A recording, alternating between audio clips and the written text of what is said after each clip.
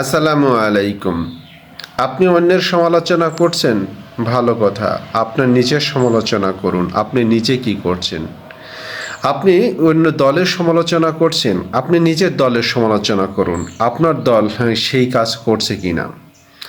যদি নিজের সমালোচনা করতে পারেন, নিজের দলের সমালোচনা করতে পারেন, তবেই আপনি একসময় সঠিকটা বেছে নিতে পারবেন, সঠিক পথে থাকবেন এবং মানুষ আপনাকে ভালোবাসবে এবং মানুষ আপনাকে ভালো জানবে।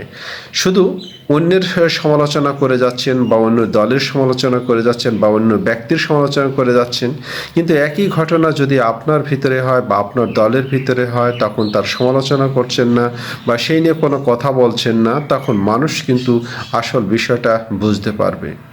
তাই অপরাধ যেই করুক, সেটা নিজের ভিতরে হোক অন্যের ভিতরে হোক, আলোচনা করুন, সমালোচনা করুন, তুলে ধরুন, প্রতিরোধমূলক ব্যবস্থা নিন, কিভাবে প্রতিকার করা যায় সেই পদক্ষেপ নিন।